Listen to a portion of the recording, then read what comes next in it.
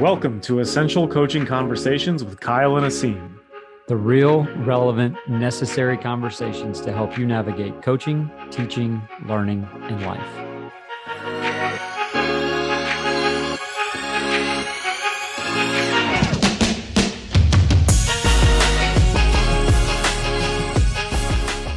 Coaches, welcome in. It is Season 2, Episode 8, and as promised, we have a guest. And this is actually like our first official, non-EC affiliated guest. So, Kip, without further ado, welcome to the pod, Kip Ioane. Man, I'm honored, guys. I'm honored to be on here, not just because of the nature of being one of the first guests outside of the fam, but I just love talking to y'all. I always have. I feel smarter. I sometimes feel dumber, which I think we need to do more often, is put ourselves in spaces we are not the genius we think we need to be. And you two always make me feel smart and dumb at the same time and friendly about it. So I love that about y'all. If only social media was like that all the time. Right? If we just could have reasonable discourse like we've had. I think we jumped on at 3 Eastern. It is now 4:30 time zones here, so we got 3 time zones going on right now. So for the last hour and a half, we should have hit record an hour and a half ago. We were just saying this, that some of that may or may not be able to be published, but as we said, you're only adding to the noise if you choose not to tell the truth. And so back at you, Kip. Like, this has been a long time coming. I think the three of us met back in 2020 on a shared experience that shall remain nameless. And from there, I think our friendships have just sort of blossomed, both individually and collectively. I got to come out last year and spend some time with your program, which was amazing, just to be around you and see how you work and get to know more about how Teams of Men works, which we're going to talk about today. And then, obviously just always the interaction on social and calling you and be like, hey, you'll never guess what happened today. Those might be my favorite conversations, actually, because there's like these like 5 minutes where we both have this mini like reaction. And then we're like, all right, let's be rational about this and just see where we can go with it. Well, I hope you and Kyle get to trade happy stories. And I appreciate you letting me vent to you. And Kyle gets some of my Sunday frustration texts about the Cowboys because he's one of only like 2 people in my life that actually are a Cowboys fan. So he has to share that burden that me and my son are. But I hope you guys share some happiness because Asim and I are always mad. That's probably an us thing. No, we share plenty of happiness. It's that's why we do the pod. It's fairly therapeutic. That's right. For us in general. But no, it's all good. Like, this is, I think, one of the things that I've been looking forward to is just being able to have a reasonable conversation, I think, about healthy manhood and coaching, and especially for the three of us having all been through now, fortunately or unfortunately, having been let go from jobs, and from the standpoint of being men who coach and being husbands, and the two of you are fathers. I'm not a father yet. And just even having that sort of outlook and things cross our desks all the time, right? Things cross our desks all the time where we're dealing with this idea of what coaching should be and what it's not. And like, everybody's got a freaking opinion, Kyle, right? Like, everybody has an opinion and most of them are wrong. Like, just let's say what it is. Like, most of them are, it's not their fault, but it's the narrative of what coaching has sort of had to become. And like, oh, they're being hard on their players. And we'll get to all of that. I'm really glad we found the time to do this because all three of us have very, very different schedules on 3 different time zones with multiple responsibilities. So this was the only time that I think Jupiter, Saturn, Mars, and the sun aligned.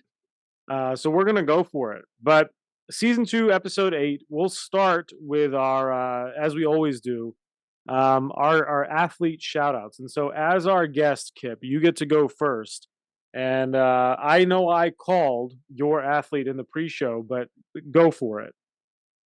Sometimes it's okay to be predictable, right? You'd be consistent. And I would consider myself loyal, but number 8's Troy Aikman. It's the only number 8 that matters. I had a really awesome childhood as a fan of the Dallas Cowboys. My 8th grade through senior year, dynasty, triplets, Troy, all about it. Now, the best part about that, and Kyle, you probably know some of this, is I got to watch him evolve because he got his ass whipped early and often as a Cowboy. But once Jimmy came in and Michael evolved and Emmett, all those things, you got to grow with them. So mine's absolutely Troy Aikman, 6-time Pro Bowl, Super Bowl MVP, Hall of Fame inductee. And a damn good announcer. I like Troy Aikman as an announcer. I do love the Manning cast, but I'll go back and forth probably because I feel loyalty to Joe and Troy, and they don't know me. But I feel loyalty. They got to give a balance between Eli and Peyton. So Troy Aikman's mine.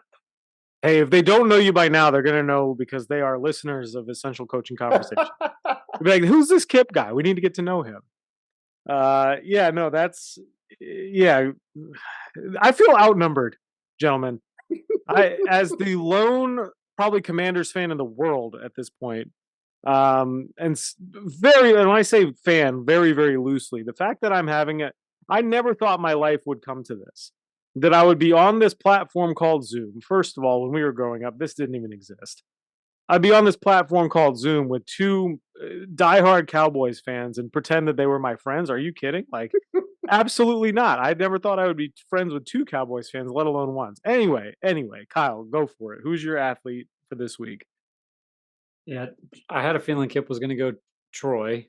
Certainly not wrong there, but I won't double up the Cowboy dose for you, Asim. This one was really difficult because I've got a couple of tiebacks to kind of local in tech, but I'm going to go with Albert Bell. All right. Albert Bell, born in Shreveport, Louisiana, the pride of Huntington High School. He was a Huntington Raider. Only knock against him was he went to LSU, but had an incredible career at LSU, and actually enjoyed watching him play baseball at LSU while he was there. And then obviously a really great run with the Indians when he was in the majors, and he's had a year with the White Sox, and then with somebody, I think it was the Orioles, is how he finished up. But All-Star, Silver Slugger, I think he led the league in home runs one year, but he's just one of those guys, like, thinking about being like a local high school coach. He's the guy you want to have on your team, right? He was like top 5 in his class academically. He was an Eagle Scout. He was like an FBLA guy, and National Junior Honor Society, and was just like a stud on the field, and just he's one of those guys that you hope you get a chance to be around somebody like that once in your career. And it was really great being from that area, hearing about Albert Bell growing up and watching him in the major leagues. And of course, we've talked a lot about our affinity for 90s baseball, which was why it was really hard to not go with Cal Ripken, because that's another like throwback to just watching if he was going to play or not while he was trying to break that streak. So I'm cheating a little bit by throwing 2 names in, but I'm going to go with the Albert Bell episode. So you had a prediction for who my athlete was going to be. Did you think I was going to choose Cal Ripken? No, because I almost did. Yeah, being a growing up a Baltimore Orioles fan. That's why I gave you the thumbs up when you mentioned the Orioles with Albert Bell. But I did get to go see Cal Ripken Jr. play when he was in the midst of his Ironman streak. It's like towards the end of it. That's awesome. And Cal Ripken was the man. Like, he was everywhere growing up. But I am genuinely curious, and you can tell me after I say who I'm about to say for my athlete. I'm going to go with Alex Ovechkin. You got it? He guessed it. I knew it. I should have gone with Cal Ripken. Yeah. The great 8. I mean, how can you not, right? Like, being a Washington sports fan. We've been doing this for a while now with these athlete shout outs, and this is the first time Kyle's ever guessed mine, and I've never guessed his. Yeah, no, got to go with the greatest goal scorer of all time, Alex Ovechkin. Now, he got 1 Stanley Cup, yes? Yes, one Stanley Cup. He got just one. Just one. Many flame outs, but he got the one, so he's certified now. Yes, he's in certified. The lexicon of how we do this. Okay. Correct. Yeah, he's no Charles Barkley, right? Like, Charles Barkley's the greatest player to never win a ring. Alex Ovechkin's the greatest player to ever win one. That's how we're going to classify him. At some point, ESPN Stats and Info is going to come up with some crazy like story about Alex Ovechkin being the only player to do this and win 1 Stanley Cup. But yeah, I mean, greatest goal scorer of all time. I grew up watching like you know, Peter Bondra and Adam Oates and those guys on the Caps, and like they were the hometown heroes. Like everybody loved them. If you loved hockey in Washington, it was those guys. And then they draft this kid out of Russia, and they're like, this guy is the next big thing. And whenever you hear that, right, we have all heard that on our sports teams. Dak Prescott was supposed to be the next big thing. Ezekiel Elliott was supposed to be the This next big guy, he thing. had to You bring know, in Dak and I Zeke, didn't I he? had to, yeah. No, I mean, Shout listen, out Haughton that's High School. yeah, right. So, but Alex Ovechkin legitimately was the next big thing, and he has been for the longest time. So, Kyle, you win the bet that we never made. It's 1 I nothing. figured that's who it was going to be.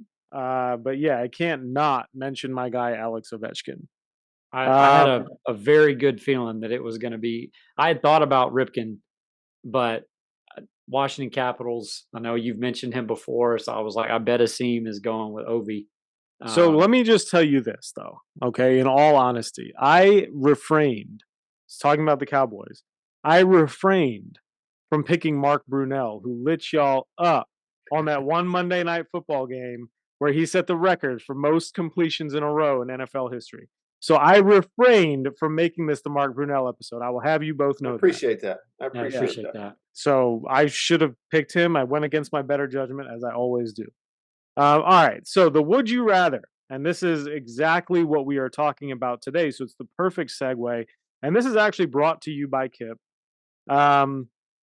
Would you rather calm Trent Dilfer down on the sideline or convince Mario Cristobal to just take a knee? I'll go first. I'll take Trent Dilfer because I probably could just walk away and eventually he'll fizzle out. Mario Cristobal has never taken a knee. So I would literally have to convince him to do that for the first time ever. And I feel like telling Trent to calm down would be a lot more likely to succeed than a guy who just in his DNA can't take a knee. Mm, mm. Fair enough. Kip, thoughts? Can I cheat on this? Okay. I'm going to say I want to be on the headsets. One of the things I'm jealous about football coaches is they get the headsets, right? We have no equivalent on the hardware. On the headsets, as Kyle tries to rationally explain to Coach Cristobal why he should kneel. I want to be just there. I want that. But I think I would pick Dilfer too, similar reasons. But I also think the moment where if I could succeed in calming him down and being like, what are you doing?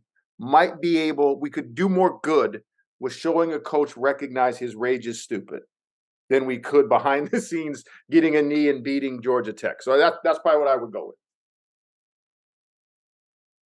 I'm going to be the lone dissenting opinion here solely for the theater of it. Kyle, you're right. You could just walk away from Trent Dilfer and he would eventually tire himself out, much like a toddler does when they just cry themselves to sleep, right? Trent Dilfer is basically a toddler. I think it would be fascinating to just engage in the conversation with Mario Cristobal and just keep asking him why, like a toddler does, right? And be like, but Mario, why? We're going to win the game. Isn't the point to win the game? Do you want your legacy to be why? Why are you doing that? And I think that to me, especially if there was no imminent threat of like physical harm, I would just like I would love to engage him in that conversation and try to convince him that taking the knee to win the game is more important than his ego to run the ball because we play through the final whistle. Like we create the final whistle. We are playing through the final whistle. Right? The victory formation is a formation for a reason, Mario. Use it. It's in your playbook. It's like the first thing we practice on the first day of training camp is getting our victory formation right. Unless you don't have that in your playbook, in which case I don't know how to help you. But we can certainly put that in. So I will that go answer with. makes me feel like, Asim, you are texting my children and telling them to just keep asking me why with all of my decisions about the house. I think that now I'm on to them. You are the source. Because I'm getting a lot of whys in my life. It's But the Dad, why? IY generation, Kip. They have to know why. Isn't that what every great coach is going to tell you? Oh, yeah, we explain the why to them here. Oh, do you? Oh, do you? that was so 20 years ago, my man. Like you got, let's evolve. Let's evolve. Speaking of evolving, so you were talking in obviously we sort of have um we made the would you rather pertinent to the topic for today and why we've brought you on to help talk about some of this piece of healthy manhood, specifically men in the football, in the basketball, sort of these high profile spaces, acting like children. Shout out to Adrian Mills, who called it from last week that the best line from the pod was Trent Dilfer being a Dilfer. How do we stop? How do we stop these? And we're going to speak specifically about men, but I think it's sort of transitioned to everybody because that's the modeling from football coaches, the modeling from basketball coaches for the longest time has been that. And for the longest time, it has been men that have been the leaders of these teams, quote, and I say leaders in quotes, have been the leaders of these teams, have been the influencers of sport culture. There's some of that, the aspect of like military culture and fraternity culture. And we talked hazing last week, and that was a big sort of lead into this too, of sort of these rites of passage and healthy manhood and coaches having these bad habits of just like, to me, I wrote this down. I'm reading off my sheet here, but like this idea of like intensity versus foolishness. Like, at what point does intensity cross the border into foolishness? But I'm going to throw it to you guys. You know, we'll obviously Kyle and I have a ton of questions for you, but this is really like we want to hear from you. People are sick and tired of hearing our voice all the time. Let's invite a new voice into this conversation. Take it away wherever you want to start from there, and we'll just shape the conversation. Well, I appreciate it. I appreciate you guys' platform, and I love being brought in on this topic because it angers me. You know, it angers me to the point that I have to reflect on. I can't meet anger and rage displays on the sideline with more anger from myself. So I'm not going to yell and scream. But I think number one in this, we're dealing with performative actions towards. You could probably call it the coach box, because what I do in my job with teams of men, and we're middle school through Power 5 basketball team, football teams, is we go in and try to enlighten coaches and players to, hey, you know what? Some of the decisions, some of the behaviors you're choosing that are causing harm to others and yourself are rooted in you trying to perform to this man box, which tells you you need to conquer everything, which tells you need to remove all emotional fluency from your life. You need to try to dominate women, other men, sports, money, and everything else that you can be measured by. And that is the limit of who you can be as a man. So that's what we try to do. We try to go into teams and help coaches build normal space to, guys, I'm right here with you. I've been socialized to this man box, and I don't want us as a team to exist this way.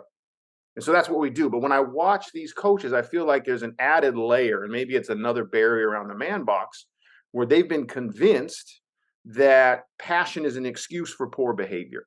You know what? I give a shit. I care so much about winning that I am going to berate, degrade, and not just my players. I'm going to debase myself in the eyes of everyone else watching because my passion excuses it, or the standard is the standard. And those things, I think it's entirely rooted in, we don't hold them accountable for these things. We excuse it, and coaches themselves are unwilling, like many men, including myself for a long time, unwilling to unlearn things about ourselves. Like, let me discard this aspect of me and maybe onboard something new, or just be freer, lighter, and more easily movable as a person without this constraint of I need to puff my chest out, scream till I'm red in the face, and that will equal change in behavior for my players. Because you guys know this better than anybody. That's not a human component. They're not robots. The child, in this case with Dilfer, it was his own staff that you would think would have hired because of his respect and belief in their abilities as coaches. And for him to, I mean, I shudder to think, even though I do not know this man, I've listened to him plenty on The Ringer when he was on with Russillo all those years, and I'm sure he has a high football IQ. I wonder, what is the carryover with emotional agility or lack thereof in the game to pressure situations in your life? And I worry about that for all our young men and ourselves. What is the translation if sport is life and sports is educating people for life? Where are those same failures without reflection, without amendments, where are those shown up in our life? because there is no version of life where you're allowed or able to explode like that. And it's a good thing. No matter, it might release what you feel. There's no way exploding on your partner, on your children, on a coworker, on a friend, on a brother. There's no way that level of explosion and loss of emotional fluency or even values aligned behavior. Because I know I've heard Trent Dilfer speak. He's a quote unquote God fearing man that I'm sure does have high moral beliefs about himself. There's no way that's aligned with your values when you behave that way. So, I mean, obviously we're going to go on, but I think it starts with we got to ditch the excuses. Winning is not an excuse to berate, because what are we willing to cut off? What are we willing to sacrifice for the scoreboard? And then we have to onboard learning in emotional fluency. So you talk about this unlearning, and I think, Kyle, you and I have mentioned unlearning a million times on the pod. Part of my frustration with unlearning as far as it goes with coaches, I think there's two things, and one of them, we'll get to the emotional agility piece here in a second.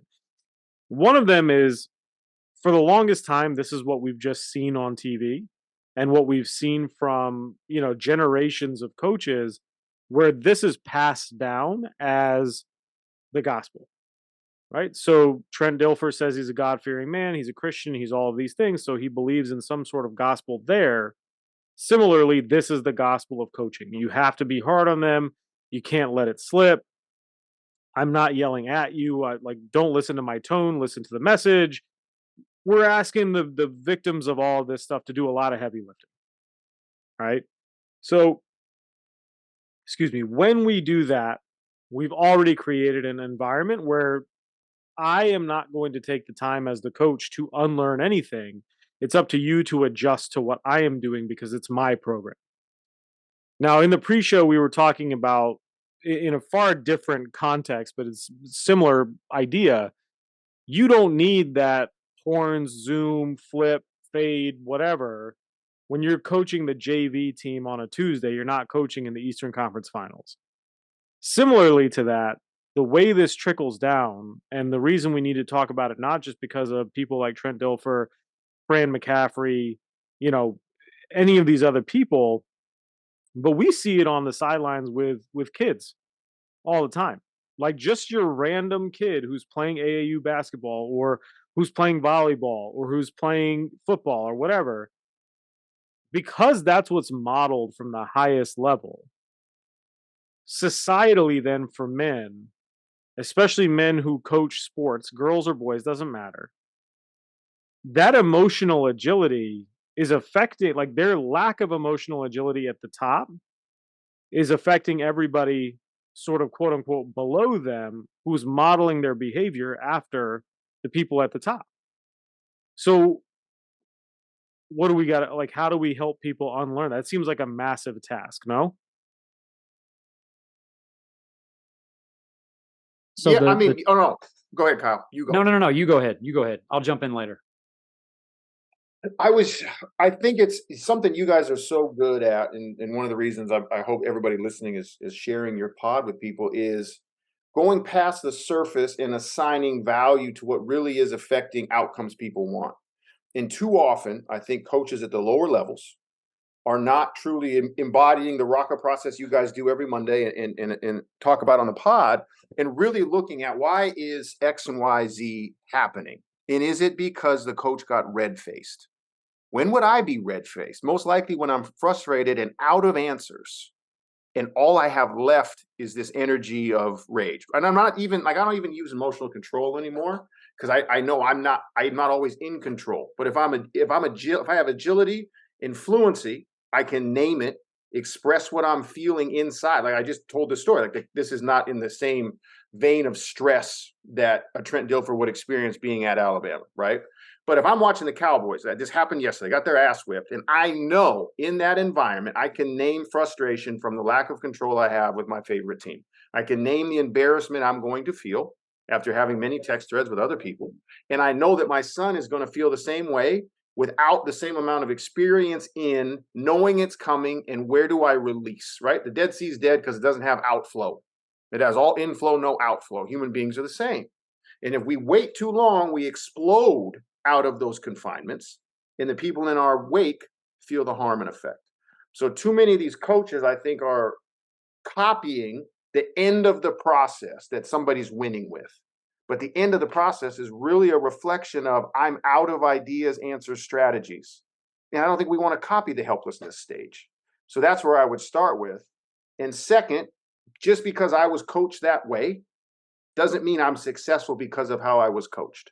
I might be where I'm at today, no matter where it is, whether you're in athletics or whatever you're doing, despite the horrible methods that were used to coach me. I might have survived horseshit principles of coaching, and I keep assigning my resiliency, I keep assigning my success to the coaching. Well, really, I should probably give myself some more credit that I was resilient enough to survive it. Not I didn't thrive because of it. So the things that I wrote down here, you mentioned high IQ. Like you go watch these coaches in these clinics, right? And we really sort of nerd out on the Manning cast and these things that give us this look inside, and we want to hear what a play call sounds like. We want to hear what the huddle is like. We want to hear what's on the sidelines. And these people are so smart. And we were talking about like this, coaches that have these really complex systems that not just anybody can play in, and how for some reason that's considered to be revered. And so we talk a lot about high IQ, like high football IQ, high basketball IQ, high top of the pyramid IQ. But what that typically will lend to is very low IQ on the other end, very low EQ, very low emotional and social intelligence. I'm a brainiac when it comes to a board and a marker in my hand, but I still have to be able to get that and relayed to a bunch of people who don't have IQ like I do. So let's say that the coach is a genius. And most coaches, relatively speaking to who they're coaching, probably are, I don't like the term expert or genius necessarily, but they're definitely further down that spectrum than most people, right? Most people sitting in the stands, most people on a message board, most people on social media, and chances are most people that they're coaching, because most of us are coaching 12 to 18-year-old kids and even into college age, right? And there's still a lot of learning that has to take place there.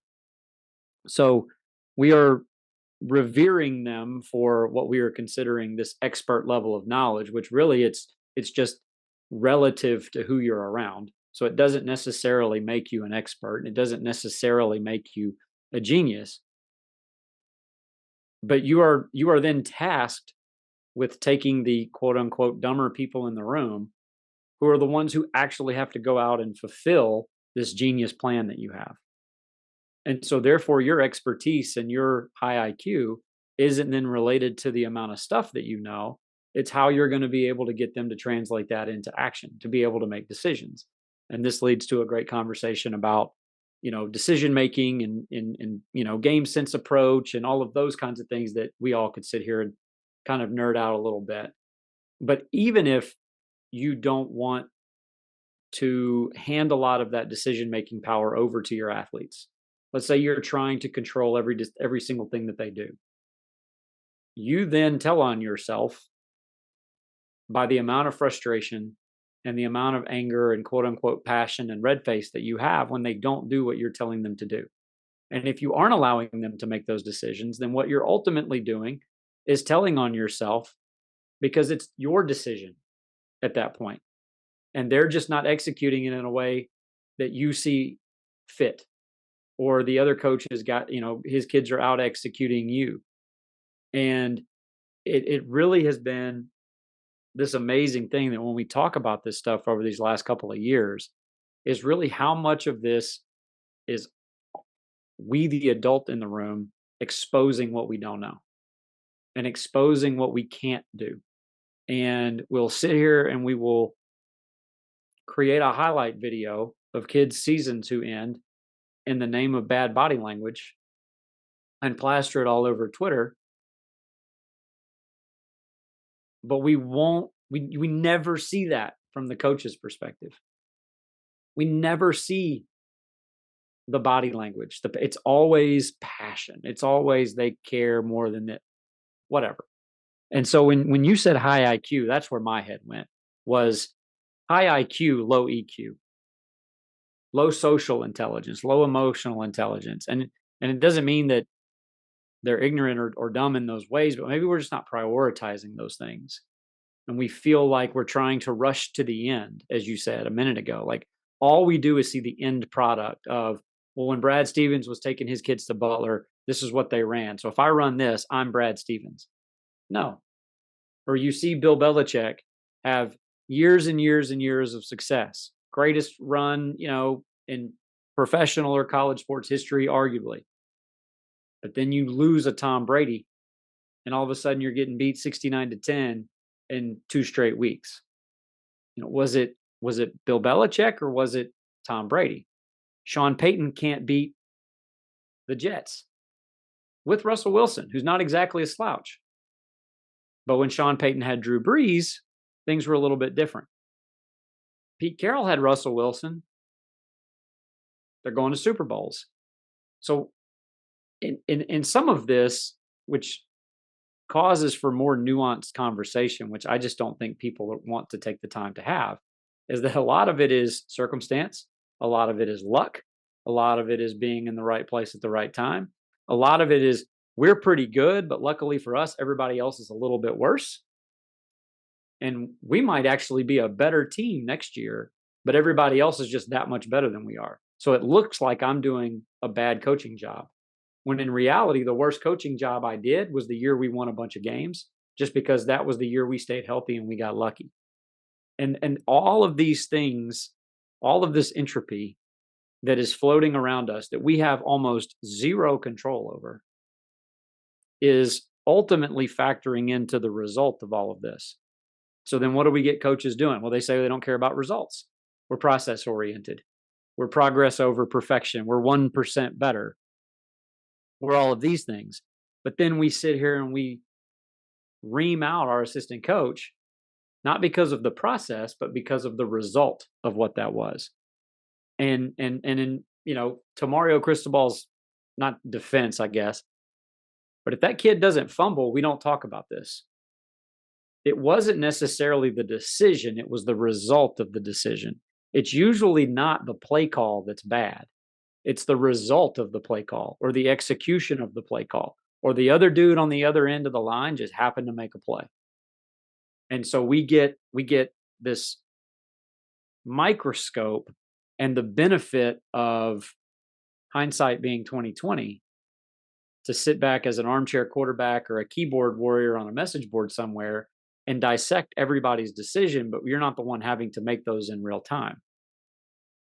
And I feel like that right there is probably where a lot of that frustration comes from when you're on the sideline, because you as a coach are the only person who knows how much time you're putting into this.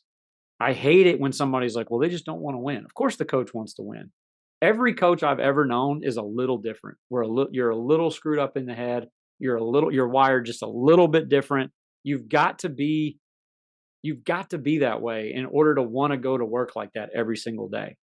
So in order to say like, oh, this coach doesn't want to win now, or, oh, they're doing this, or they're lazy or whatever. No, we get frustrated because of the things that we can't control, because this pie in the sky vision of what we have is not coming to fruition like we thought it was going to. And then ultimately we end up being #least committed in the room, because we can't stick to the principles that we're forcing upon our 14, 15, 18, 22-year-old, or, even 30-year-old professional athletes at the end of the day. Kyle, you know what I really thought about when you were such a good framing by you? If the best thing I do, and I know I wasn't able to embrace this claim until later on in my 14 years as a head coach at NCAA D3. If the best thing I do is human connection, if the best thing I do as a coach, and you guys are so good at the human connection and the ways to go about it, where is my value? Where do I stick my chest out? Because I'm in the coach box and I can only puff my chest out with my peers with W's, or the best thing I do is my scheme. The best thing I do is my play. The best thing I do is my record. So then if that's the best thing I do, not human connection, connecting with players, The best thing I do is my 1-2-2 zone. The best thing I do is my yada, yada, yada defense, right? When you F it up as a player, you are insulting me. You are taking away from what I am, and that's going to lead me into berating you. Like you said, like if I'm just about like what I had to come to grips with, you know what I'm pretty good at? Making the men in my locker room feel seen and giving them space to grow. God, I have to deal with personally the scoreboard. I've got to figure out how to deal with that and process it and find ways to live with it. But I'm damn good at connecting with young men. I mean, I don't think a lot of dads are signing up. And once again, this is not malicious intent of all men, but I think we sign up to be coaches of 12-year-olds because we want the whistle, we want the whiteboard, we want to run plays. If we framed it to them like, hey, man, you got this 12-year-old flag football team, we need somebody to grow their emotional fluency. You're going to get crickets in the volunteer room. We need someone to coach the football team and call plays. There's a long ass line. But really, we all know the most important thing you can do for that 12-year-old team is connect and give them reps in failure and make them want to come back again the next year. But you might tell yourself that I need to be Mike McDaniel with a high-flying offense. So I love your framing, and it made me think of that because I know I didn't embrace who I was until 5-6 years into it. And I could say, no, you should send your kid to play for me, because I actually am pretty good at growing his decision-making process. But it was hard for me not to say, well, we lead the league in scoring. So that's me. That's Kip, 83 points a game. Woo! Mm-hmm.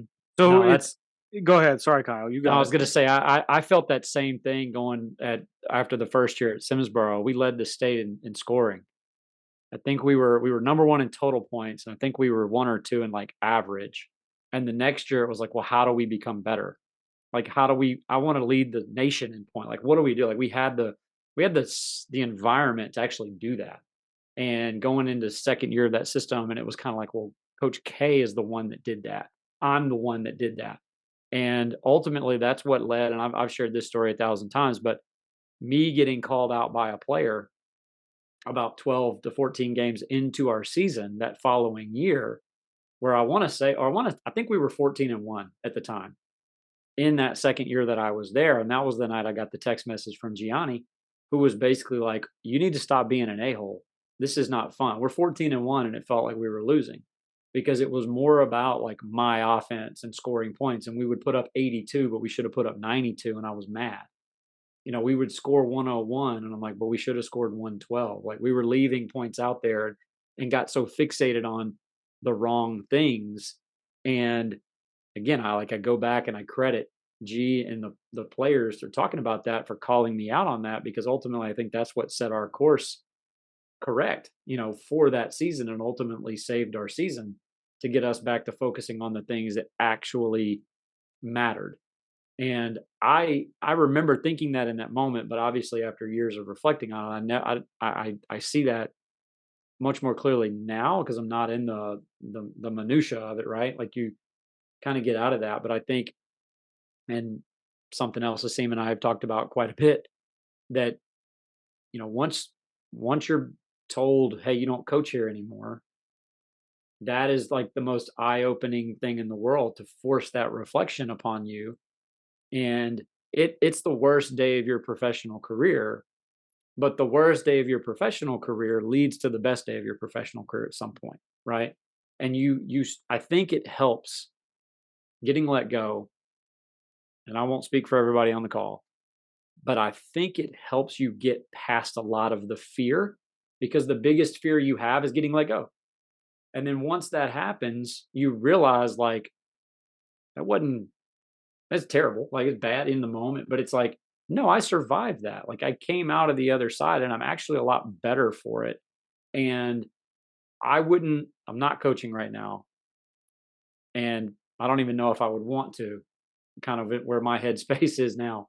But I think if I ever got into it, like I want to hope anyway, that I wouldn't be worried about the scoreboard things like you're talking about the next go round, because you realize how ultimately not important those things are. And if we are trying to use sport to prepare us for life, as you said, where are the elements in real life, what we see in sport between the lines? They're really not that congruent. sport and real life are two totally different experiences when you really think about it. Now, can you learn some things about commitment and grit and passion and want to? Absolutely. Like, yeah, there are lessons to be learned. But the real world is a real place. At Hmm. the end of the day, games are games, sports are sports, and But you can seeing you opt out said of a something lot like of things. that. Go ahead. But seeing you said, Kyle, you guys on one of the episodes, it seemed you said impact is neutral, doesn't care. I mean, impact doesn't care if it's positive or negative. Kyle, what you just said is so spot on because I used to be a guy that thought the game itself was enough to teach life. It's Hmm. not. The game is the game in that vacuum. And without intentionality from a coach, intentional buy and getting kids to buy into the framing for what that applies to life, it don't teach you shit. Right. And it took me a long time to figure that out. Like, well, if we just still go through resilience when we lose and they'll stay humble when we win. No, they won't. They'll experience the game and go home. And without intentionality and framing and contextualizing, I couldn't agree more. The game's neutral. The game's not worried about where you're headed in 10 years. It hopes you join a city league and keep playing the game and escape your problems. Right. No, that's accurate. I mean, so that neutrality piece is interesting because it leads to this idea too of like, and this is a question I wrote down as you all were talking, and I have several thoughts, but the question that we'll come back to um, is why do coaches have the privilege of the benefit of the doubt? Why do they get it? Right? Why do coaches get that? But I want to share a story because it's funny. You were talking about how, like, if we said that the job of the coach is to create that emotional fluency and it doesn't matter, like the winning part and scoring and all of that stuff, like top of the pyramid stuff is whatever, we would have crickets in the coaching box, right? We would have in that, you know, 12-year-old flag football meeting. So I remember we got a quote from a solar installer. You know, these people that like run around your neighborhood. They're like, "Oh, I gotta get solar, gotta get solar," and like, so I, ended up having one of the guys come in that had been recommended to me from another colleague. He came in, gave us the quote, and he was like asking what I do for a living. And at the time, I coached college basketball for a living, and his face lit up. He's like, "Oh, that is so cool." And I was like, "Yeah, like it's cool. Like I listen, I'm one of however many. Like it's a really cool thing." But it's his reason for it being cool and my reason for it being cool were totally different. He was like, "Oh, you just get to like stand out there and tell people what to do and like you got the whistle. There's so much power in that." And I was like, "Yeah, I mean that's like 2% of what I do. Like the majority of what I really love to do is build relationships with our players and like create a really positive, enlightening, empowering team atmosphere where our kids feel like they can conquer the world, right? Like that's what we want." And so he like didn't understand that part of it. He's like, "Oh yeah, I mean, I guess that's cool too."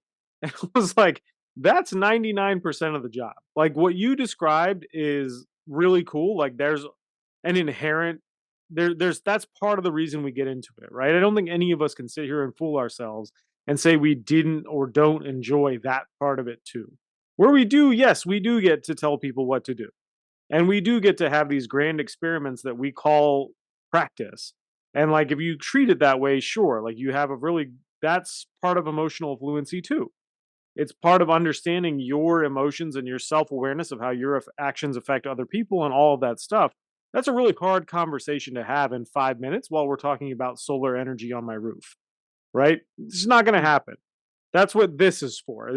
This type of medium is for is having that conversation. But it also then fast forward to literally today. I'm having a call with um, a recruit and her family, and the recruit asked, she was like, "What are your goals for the season?"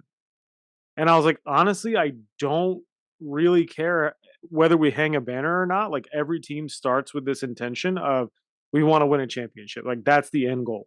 For me, if I can just have our players demonstrate a consistent sense of urgency and we can develop consistent positive habits with how we relate to each other, mission accomplished for year 1." That's all I really care about because if we do those things, then we are going to win games. And we will win games not just this season, but next season, and so on and so forth. Like when that kid's here, right? When she comes next season. And so I think like in that way, Kyle, to your point, when we think about people like Trent Dilfer, we think about Tom Izzo and Fran McCaffrey and countless other men. And listen, women are not exempt from this. We could have a whole nother podcast episode about that piece, about especially for me having worked in women's basketball for, some folks that been around some folks that just didn't really treat people well. Like that's a whole nother story. But I think that's also like Kip, you and I have talked about this of like upholding that patriarchy a little bit. Right. And I think so, not to belabor the point, but when we talk about that, there is that fear of getting fired. There is that fear of everybody's watching this right now.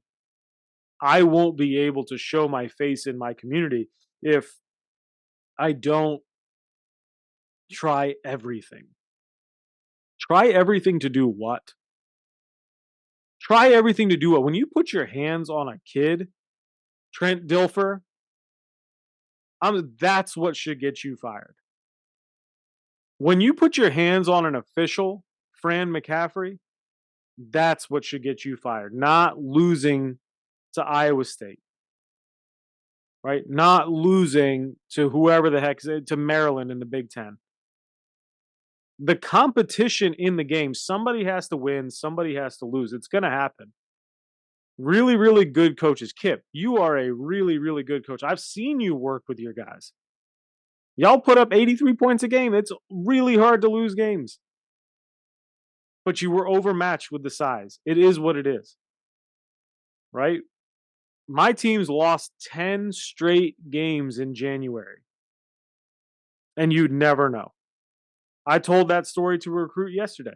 You would never know that my team's lost 10 straight games in January because of the emotional fluency and the ability to influence that environment. That was what we cared about. That's why I got that job, but it's also what got me fired. And I would have rather been let go because of that than been let go for putting my hands on a kid, putting my hands on an official, doing something out of my character that I had to unlearn because I didn't play at a high level. I wasn't around these people. All I saw was what I saw on TV. So I thought we were supposed to hoot and holler all the time. And then I just got tired of doing that. And I was like, let me try a different way. Let me lean into the leadership and character side. Let me actually do and see what happens when I do what we as coaches have said we are here to do. And to be aligned to all of that stuff that we said we get to, as Kyle would say, like we say it to get the job, right? Let me see what happens. And lo and behold, I'm able to put my players from 5, 7, 20 how long ago was 2015? 8 years ago? I'm able to put my players from 8 years ago on a group chat just the other day because we did one of the workouts they hated with my new team and we made a video of it. And all of them were like, I never want to do that again. Hardest thing I've ever done. Glad to see it still going, coach. Miss you. Right? That's mission accomplished. And we talk about this, like that 20-year thing, right? We want 20 years from now, we want to be, okay, we did it. And I didn't have to be an asshole to those kids to get to that same conclusion. How many of those kids respond to that group text if I was a jerk to them and said, see, look, I'm making them suffer as much as I made you suffer, and they're going to be better for it than you are, right? Like it's so asinine that we allow ourselves, especially as men who are supposed to be influencing the next generation to be better than our current generation. Though it's just not happening in most cases. And I'm going to get upset about it now, but back to you guys. You take it away. So the question that I led off with, why do coaches have the privilege of the benefit of the doubt?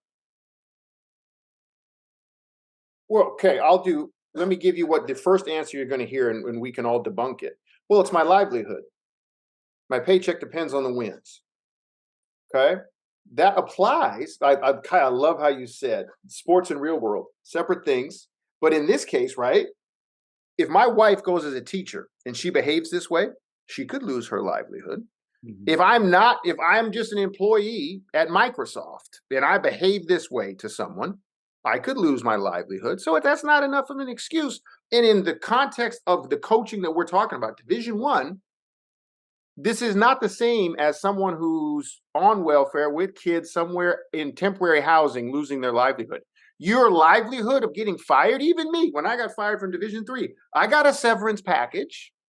So that's not an excuse that flies with me, because you're not unique, that the only person required to win is you in the world. So that gives you free reign to do whatever. And Asim, you said something that coaches have to come to grips with. You said, well, we got to try everything. Well, my guy, you haven't tried A through X yet. You haven't tried calling up. You haven't tried loving them. You haven't tried authentic connection. You went right from failed execution to blunt rage. You haven't tried everything. One thing that drives me insane, and then Kyle, I'll shut up. Oh, man, I do anything for my guys. I do anything for a dub. Anything except embracing my flaws and figuring out how to drop some of them and improve at some of them. If it requires me to learn emotional fluency, I'm out. But I'm more than willing to berate someone, and that will fall under I do anything. Horseshit. You only do something that you think is the singular focused answer. Yeah, they've tried doing what they're willing to try. They haven't done everything. They've tried what they think that they know, or what they feel like is within their realm of possibility, but they're not really thinking outside the box. Thinking outside the box is like, oh, we're gonna go from zone to man after 2 passes, and that's gonna trip everybody out, and it'll work for a quarter, and then the other coach will figure it out, and we'll still get beat, and then we're gonna yell at them because it did work, right? Well, it worked the other day. You guys aren't doing it enough now, so now that gives me license to yell at you. And again, I think at the end of the day, everything that we're talking about comes back to our ability to just tell on ourselves left and right. External formulas versus internal voice. This constant tug of war between how I really feel about myself and the job I'm doing versus how everybody else views me, and how that pushes me. So and we mentioned earlier, like, everybody has an opinion, and everybody is entitled to that opinion. But especially in today's world with social media, that opinion gets spread around really fast all of a sudden. And most people's opinions are uninformed on certain things. But at this, as much as they may be uninformed, there's also this sense of entitlement that their opinion should be validated for some reason. And it's not just that you have an opinion, it's that I have to not only accept your opinion, but I got to actually do something about it. And so there's this massive level of like entitlement to just existing that we all have to sort of accept, which is not sustainable in a lot of ways. But just because you have an opinion doesn't mean that should affect who I am and what I think and what I believe. And so if I'm going to get mad in game because you, my player, cost us the W, ultimately what you're saying is that you're an external locus of control guy, right? But what do we talk about in practice every day? What's on our wall? What's on our culture wall? What's in our handbook? We're internal locus guys. We don't let the noise affect us. We don't let what's going on outside these walls dictate how we practice. But it obviously does. Because if you're that worried about losing your job because of the W's, then you're clearly worried about things that are going on outside those walls. And you're not locked in away from the noise. You are checking the message boards. You are getting on social media. You are afraid to go to the event on campus across town because of what somebody might say after you get beat. But when you win, we can't wait to go to the faculty, staff, PD, or the lunch or whatever. Like, we can't wait to get around all of those people because we want to walk around, because we are then getting our validation from all of these external factors, whether we win or whether we lose. And when I have to snap at you for not executing my plan, ultimately what I'm doing is I'm blaming someone else.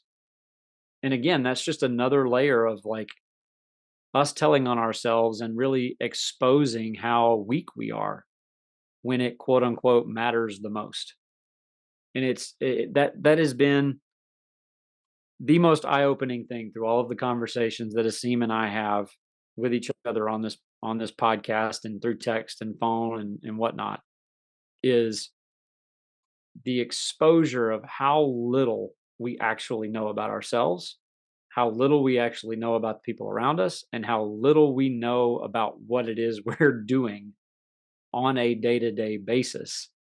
And then we say that we want to get better and we say we want to improve.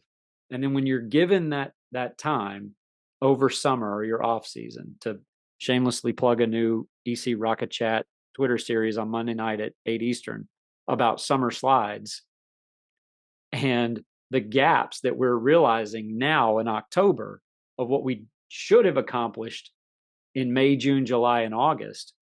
Where are our deficiencies? You had that opportunity. We've all got the same number of days, seconds, time, whatever. It's about how you prioritize it. It's the same bullcrap coach speak we would tell our kids. But yet when we were faced with an opportunity to go, quote unquote, get better at something, what did you focus on? And it was all these things that are largely determined by your view of these external formulas. It's not the stuff that, quote unquote, matters the most. You know what I was thinking? You talking about coach speak? You know how all of us in our programs, we have verbiage, right? Like you guys call this that, like this is DHOs here, or this is an ice, this is a down. And we would let kids have it if they couldn't speak the language, if they were not fluent in us, correct? But we, and I was this guy, are unable to name a range of emotions. Because like Trent Dilfer, when he explodes, he's not just experiencing rage, like he's unable to let his, I think people hear us in this and are like, well, you guys just don't want to win. You guys just want to say kids can get away with whatever. And you want, no. There's ways to call people up to improve themselves, but it takes fluency in what you're actually feeling. Like, listen, I'm disappointed that I don't feel like you're grasping yet where we're at. Or like you think about, you ask young men today, you ask coaches, coach, how you doing? You either get a cliche, right? Or you get good, terrible. When we know the emotional spectrum has a multitude of different things you could be experiencing. Sometimes after a win, you feel just relief, but we can't say that. We feel all we can say is cool or good. Sometimes I'm hurt. Sometimes I'm shocked after a win. After a loss. Can we say that? Like, can you name these things? And I think then we go out into the world with the same lack of fluency to name all the different places we're at. Then we act to the extremes. So now I'm euphoria drunk guy, or I'm rage drunk guy, because I cannot express or speak to these things.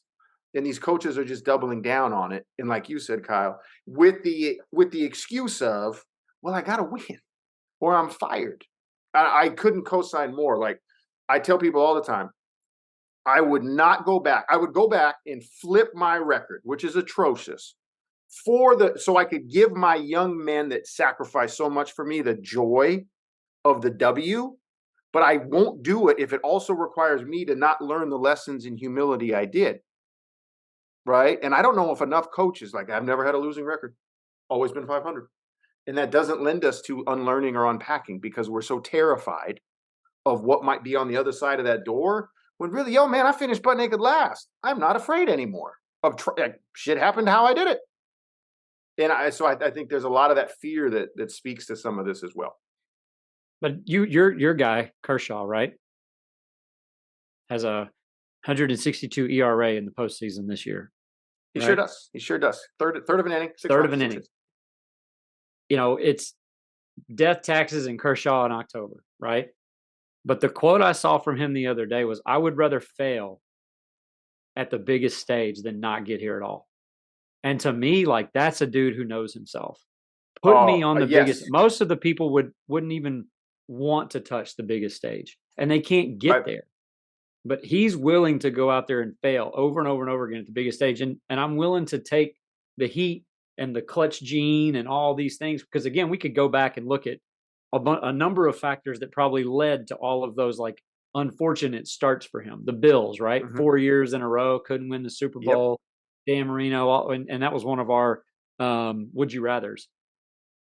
To me, I want to learn from somebody like that who's got that internal sense of self of like, no, I can go out there and handle the failure over and over and over again at the biggest stage when I'm most exposed, and let me have that.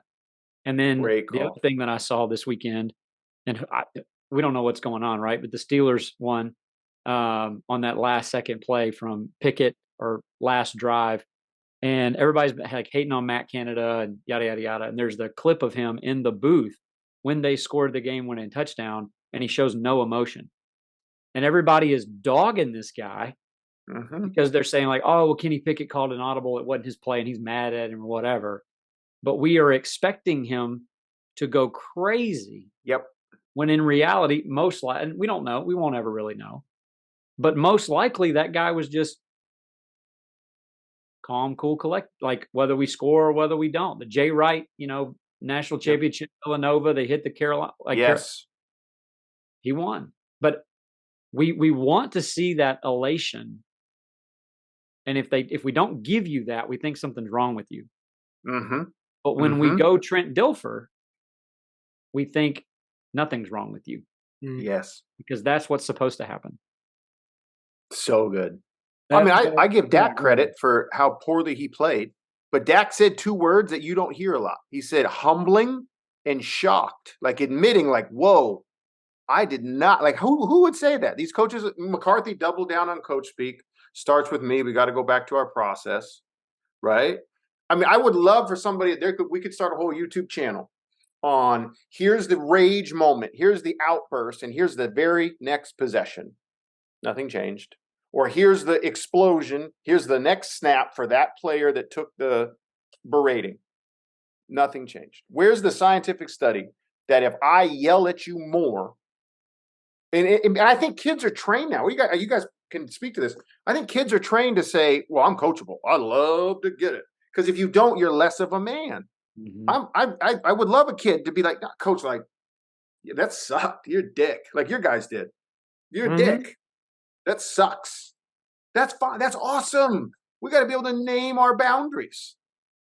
Well, it's so funny when I first took over this job and I was having these conversations with our kids. They're like, yeah, like, you can coach me hard. And even when I was at Brandeis, I'm sure you dealt with the same thing at Willamette, Kip, recruiting at Willamette. Like, you can coach me hard. And it's like, I don't need to. I don't want to. Like, what does that even mean? I have no interest in that. Like, that's not something that ever has entered my mind that I need to be a jerk to you to get the point across. And I even had one of my players, who was looking at a school or whatever, and I was sort of relaying some of the messages from that particular school about this player and like kind of the environment that they have at that school. And I was like, hey, like they aren't like me. They will cuss you out if they have to. And like those are the types of people, like, and it's not right or wrong. It's just that's how they operate there.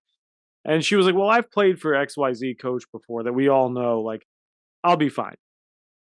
And I was like, God, what a sad state of affairs that you'll be fine because you've had to be resigned to the fact that your humanity has been questioned and that you're just going to be okay with that for the next 4 years of your life. Yeah, she has survival skills she has a skill set to handle the callousness. And we talk about like kids these days. Her. Yeah, like we talk about kids these days, quote unquote, not being resilient. And then it's like I was in a meeting the other day about like generations, like this generation, basically talking about my generation. I mean, we're elder millennials, right? Like you, myself, Kyle, we're the elder millennials. Like these quote unquote millennials and Gen Zs don't stay in jobs long enough. And they're not loyal to their companies and they don't stay in schools long. They like switch jobs after a few years or a few months or whatever. It's like, yeah, well, why wouldn't you? Right? If that's what we have been exposed to, and you think, and this sort of ties it all back together. I'm going to throw it to Kip for you to close this out here. But this sort of ties back to the entire Dilfer incident to begin with. He wasn't berating his players. And we haven't even talked about this part. He was berating his staff. Multiple assistants that he hired. Why wouldn't you switch jobs? Why wouldn't you leave that toxic situation? Are we that far gone that we still will claim loyalty to our abuser in a professional setting in which abuse is something that largely has been codified out of it, but because it's sport, we allow it to happen? And so I know we're running up on time here. I'll throw it back to you guys for closing thoughts. And as we always say, we do need to do a part two about this because there's far more that we can discuss. But Kyle, I'll throw it to you, and then Kyle, you throw it to Kip, and then we'll get out of here. Yeah, the other thing that I talking about like sport and life that I wrote down here. I've been fortunate to run into a number of former students recently that have grown up, gone to college. Some are married, some even having kids now, which kind of hurts my soul a little bit. But most are, they're getting their first grown up job, and we catch up. What are you doing these days? And the funny thing to me is from the sport or even like the classroom is none of them have yet none of them have yet to mention that the thing they remember most about time in class was the objective on the board. It was not the EOC prep that we did. It was not that they passed this test by this or that. It wasn't, this particular win or this particular drill or this particular film session or anything like that at the top. The constant theme, and I may run into somebody tomorrow and it'd be different, but they would be outnumbered. The constant theme has been the thing I remember the most is that I felt like I could walk in the room. I felt like I belonged. I felt safe, and I felt like I could try stuff.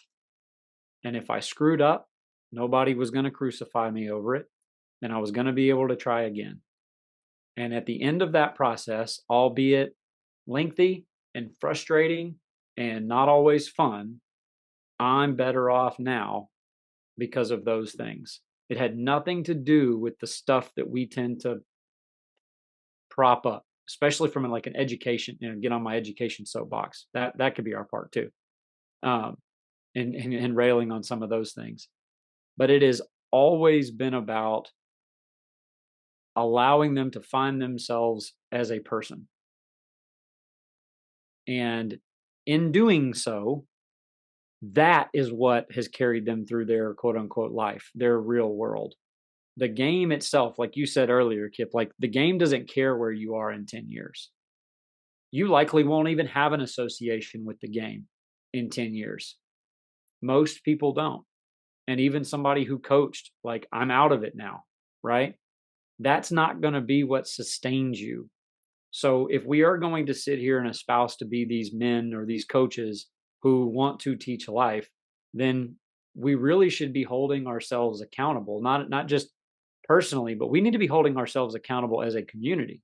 We need to be holding ourselves accountable as colleagues, as a profession, to actually doing the things that we say to get these jobs, and not just say them to get the job, but say them to actually keep the job and be the person that we said we were actually going to be. How do we do that? That's so good. It had me thinking in wrapping up the lowest moments that I can remember. And like I said, everyone Google me. I'm not afraid of my record. I'm a connoisseur in failure and getting back up and going again. The lowest moments are not the ass kickings. The lowest moments are how I made a player feel at my lowest. And I can name, there's probably 3 or 4 of them listening now. They're like, Coach, I know what you're talking about. That was me. You lost control with. And those to this day give me a pit in my stomach because I know I was wrong. And I know I was projecting myself, my internal ego, and the blows it was taking on the scoreboard onto a 19-year-old kid. And for coaches out there, those are hard to sleep with. The best moments, Kyle, like you just mentioned, I was just after I got fired, a month after I got fired, I got invited to one of my players' weddings. And I think I told you this story. I got invited to one of my former players, over 15 years. I can't remember the class he was in, like the year. But I went, me and my assistant, longtime assistant, and there was 9 of my guys in that wedding party. And that was like, goddamn, not one of them, Kyle, came up to me with the hugs and the shared beverages and moms and dads. Not one of them said, Coach, I really appreciate that 5-on-0 we did. That was super awesome. Remember when we ran Georgetown? Remember when you gave me, I got 6.2 points? Not one of those kids said that. Star If passing. all the right, not one of them reflected. Coach, you were probably the best designer of press break that I've ever. Not one of them. Every single one of our conversations were rooted in love. We're rooted in connection. We're rooted in who they are now. Not because they're copies of me. God, I hope they're better than me. But because just like you said, they felt in, you know what, Coach, was cool. We could have this in your program. We could have this connection between the 9 of us, and we got reps in. How do I maintain a relationship with a fellow man in life? We got reps in that. That's what we remember, man. And so I think I just gave this speech at my old high school. I said, I do not remember, and I do not want a time machine. I was given teams of men for the football team. I do not want a time machine to go back to the championship moment of the gun going off when we won the state title way back in the old days. I do not want that moment. I want the whole week leading up, because I want to be in the cars again with my dudes. I want to be in the team rooms again with my guys. I want to be on the bus going to the stadium with my guys. I want the moments. But I think so often as coaches, we associate, and as men, we associate the conquered end and the gift of at the end of that we miss life that is the journey. And that's, in talking about coaching, I don't know yet. I haven't been through a year. This is my first year not having games. I don't know if I'll miss the games. I miss my guys. I miss being there in August when people show up to campus. I miss the meetings when we're in the rooms together laughing and I got some terrible song on that they think is ridiculous. That's the stuff I miss. And I think the quickest way to get yourself into that where you don't have a team no more is to not do this work emotionally and blow up on a sideline, blow up on a kid, blow up in a locker room. And I think that all comes in exactly what you two are so good at, is figuring out why you're really doing this.